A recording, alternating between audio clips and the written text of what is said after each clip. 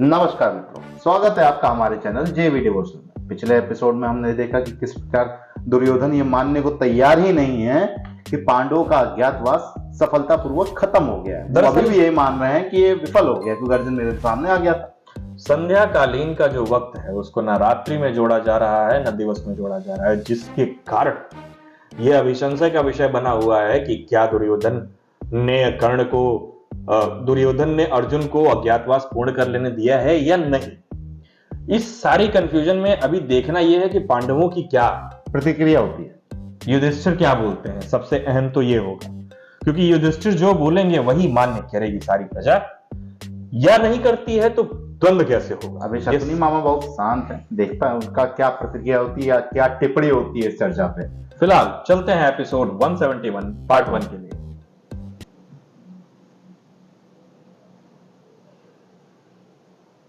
पितामह रणभूमि में हमारे सामने खड़े नहीं होंगे।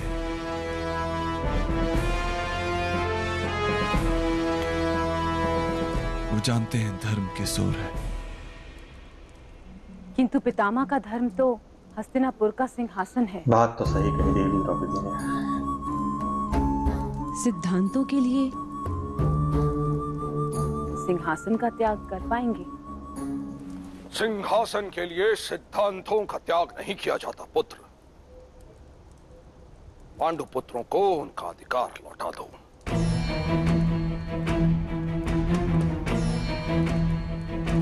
वस्त्र को सुखाने के लिए एक सीमा तक ही बल दिया जाता है, उसे तार तार नहीं किया जाता पुत्र। पांडवों को पर्याप्त पीड़ा दी है आपने, अब उन्हें सम्मान पूर्वक उनकी संपत्ति लौटा देने में ही धर्म है। पांडु पुत्रों के धैर्य का बांध टूटने मत दो पुत्र दुर्योधन। अर्जुन युद्ध का आह्वान दे चुका है, लौटा दो उनकी संपत्ति और युधिष्ठिर का सिंहासन। मैं उन्हें संपत्ति लेने के लिए मान्य करवा लूंगा। उनका अधिकार उन्हें लौटा दो। वो अपने पितामह की बात कभी नहीं टालेंगे। पांडवों के लिए दया मांग रहे हैं महामहिम।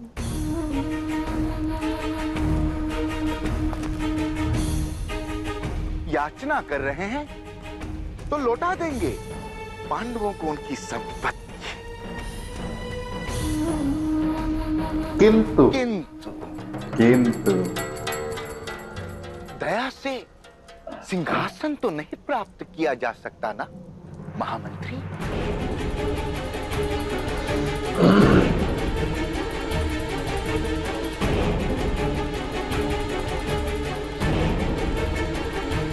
यदि अधिकार मांग रहे हैं तो क्षमा कीजिए महामहिम,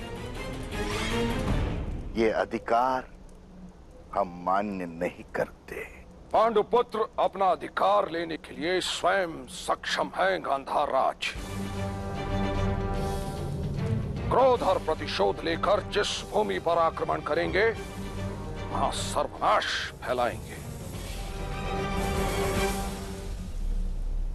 पुत्र धृतराष्ट्र, उचित निर्णय लो, इस संघर्ष को रोक दो।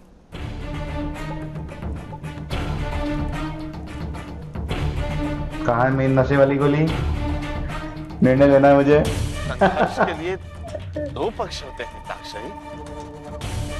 आप पांडवों को समझाइए, केवल ये सिद्ध कर दे कि उस दिन सूर्यास्त हो चुका था।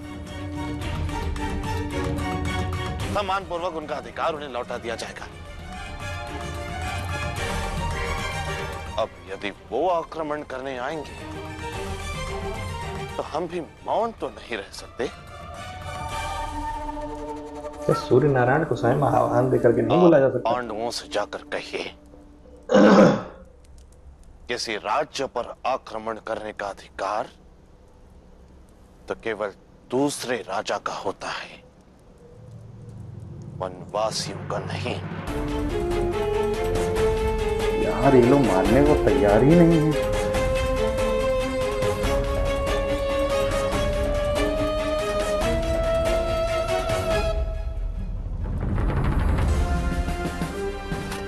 सम्राट युधिष्ठिर की, सम्राट युधिष्ठिर की, साम्राज्ञी द्रौपदी की, साम्राज्ञी द्रौपदी की।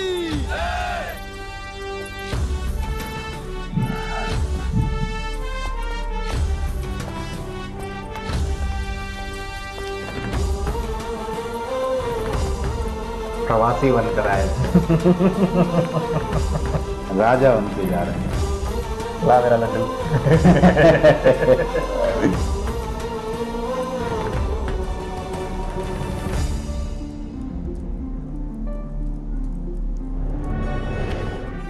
वाह, महाराज वल्लभ की जय। छोटा यही है, यही है।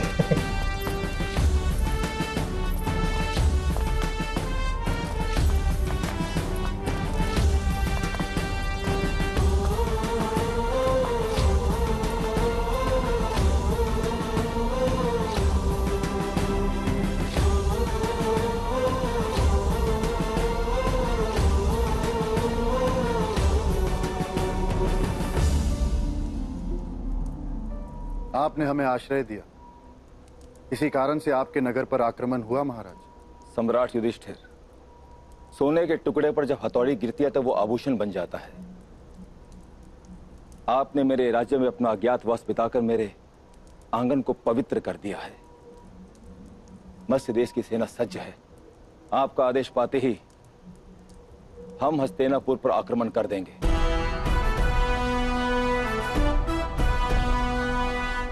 आपका स्नेह हमारे सर पर उपकार है महाराज, किंतु बवंडर के सर पर बैठकर आकाश को स्पर्श करने वाले तिनके का अपना क्या सामर्थ्य। नहीं, सेनाएं नहीं लड़ेंगी महाराज। हम पांचों भाइयों ने अपने सामर्थ्य पर प्रण लिए थे और अपने सामर्थ्य से ही उसे पूर्ण करेंगे।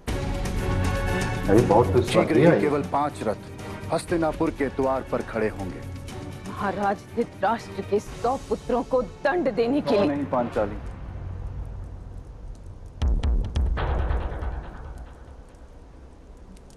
101 कहो पांचाली।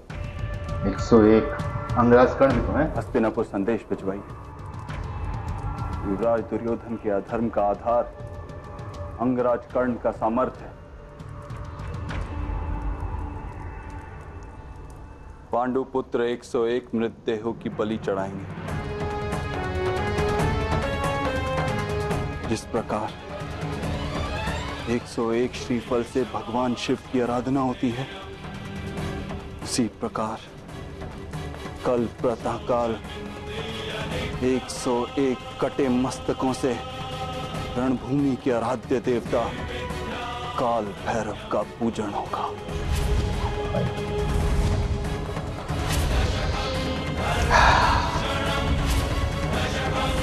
भाई जिस प्रकार का डायलॉग निकला है ना। कल प्रातःकाल 101 मस्तकों से रणभूमि के आराध्य देव काल भैरव का पूजन होगा।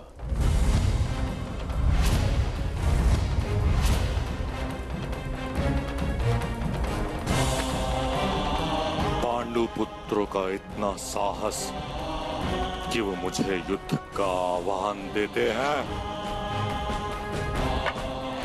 मेरा मस्तक काटने का स्वप्न देखने वालों की निद्रा में उड़ा दूंगा, सदा सदा के लिए, सदा सदा के लिए।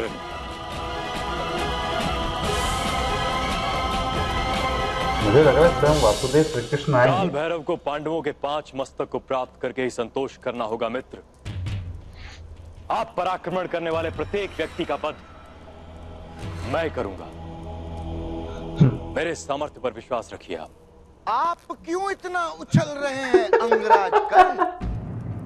हस्तिनापुर की ओर से शस्त्र उठाने का अधिकार अभी आपको किसी ने दिया नहीं है।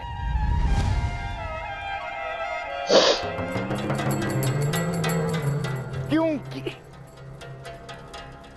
अधिकार का दूसरा नाम है उत्तरदायित्व। और ईश्वर की कृपा से पितामह वो अधिकार संसार के सबसे समर्थ सबसे शक्तिशाली सेनापति महामहिम भीष्म का है। असंभव। ये आवाहन धृतराष्ट्र के 100 पुत्रों के लिए है, हस्तिनापुर के लिए नहीं। आवाहन? आवाहन? ये आवाहन नहीं है महामहिम भीष्म, विद्रोह है, दासों का विद्रोह। कुछ कीजिए महामहिम, कुछ कीजिए, क्योंकि पांडवों का अज्ञातवास विफल हुआ था या सफल, ये अभी तक उन्होंने सिद्ध नहीं किया है। उस दिन सूर्य का प्रकाश लुप्त नहीं हुआ था पितामह। सूर्य दिखाई न दे पर उसका प्रकाश चारों ओर फैला हो, ऐसी बेला को संध्या ही कहते हैं पितामह, रात्रि नहीं। जब किसी स्थान पर खड़े होकर देखने पर सूर्य का बिंब दिखाई न दे तो उस स्थान के लिए उस दिन का अंत माना जाता है।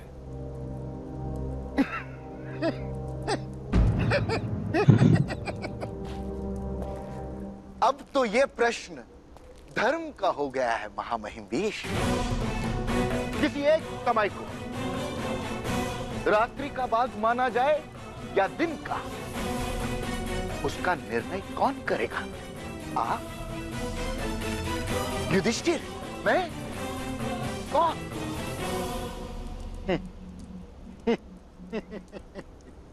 अर्थात उनका आवाहन और उनका आक्रमण दोनों ही अधर्म है। ये कौरव मानने को तैयार ही नहीं है कि किसी प्रकार से इन्होंने 13 वर्ष पूर्ण कर लिए। यूं कह लीजिए कि जब आपके हृदय में अधर्म पूर्ण रूप से घर कर लेता है, सही गलत का फर्क मालूम करना बहुत मुश्किल हो जाता है।